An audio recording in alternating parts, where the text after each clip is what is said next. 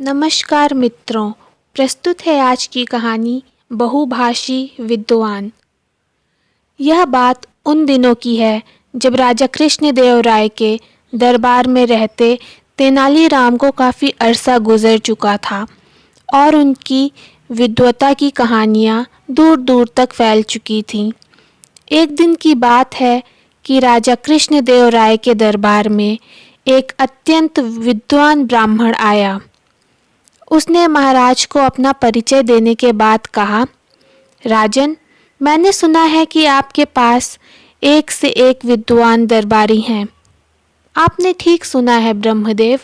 महाराज ने प्रसन्न दृष्टि से तेनालीराम की ओर देखकर गौरवपूर्ण लहजे में कहा, हमें अपने दरबारियों की बुद्धिमत्ता पे गर्व है। तो क्या कोई बता सकता है कि मेरी मातृभाषा क्या है? यह कहकर उस ब्राह्मण ने धारा प्रवाह बोलना आरंभ किया। पहले तेलुगु में बोला, फिर तमिल में, कन्नड़, मराठी, मलयालम और कोंकणी भाषा में भी उसने धारा प्रवाह व्याख्यान दिया। वह जब भी जो भाषा बोलता था, लगता था वही भाषा उसकी मातृभाषा है, क्योंकि प्रत्येक भाषा पर उसका पूर्ण अधिकार था।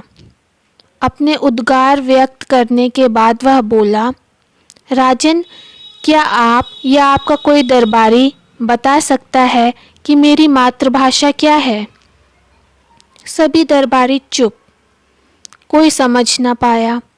महाराज ने तेनालीराम की ओर देखा, तब वे अपने स्थान से उठे और बोले, महाराज, मेरी प्रार्थना है कि इन विद्वान अतिथि को कुछ दिन अतिथि गृह में ठहराएं तथा मुझे इनकी सेवा का अवसर प्रदान करें। ऐसा ही किया गया। तेनालीराम उसी दिन से उनकी सेवा में लग गए। एक दिन जब अतिथि एक वृक्ष के नीचे आसन पे बैठे थे कि पांव छूने के बहाने तेनालीराम ने उनके पांव में कांटा चुभा दिया। पंडित जी दर्द से छटपटाए और तमिल भाषा में अम्मा अम्मा करने लगे। तेनालीराम ने वैद्य को बुलाकर तत्काल उनका उपचार कराया। दूसरे दिन विद्वान सभा में आए और बोले, महाराज, आज चौथा दिन है, क्या मेरे प्रश्न का उत्तर मिलेगा?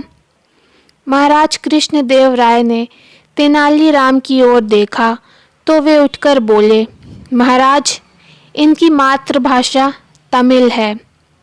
वाह वाह तेनालीराम, महाराज के कुछ कहने से पहले ही अतिथि बोल पड़े। आपने बिल्कुल सही बताया, किंतु आपको ये कैसे पता चला?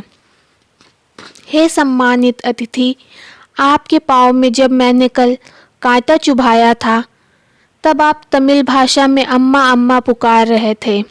इसी से मैंने अनुमान लगाया कि आपकी मातृभाषा तमिल है, क्योंकि जब व्यक्ति किसी दुख, तकलीफ या संकट में होता है, तब आडंबर छोड़कर अपने वास्तविक रूप में आ जाता है और अपनी स्वाभाविक भाषा में अर्थात मातृभाषा में अपनी माँ और परमात्मा को याद करता है। यही जानने के लिए मैंने जानबूझकर आपके पाँव में कांटा चुभोया था। इसके लिए क्षमा प्रार्थी हूँ। आप धन्य हैं तेनालीराम, आप वास्तव में विद्वान और कुशाग्र बुद्धि हैं। महाराज, मैं तेनालीराम के उत्तर से संतुष्ट हूँ।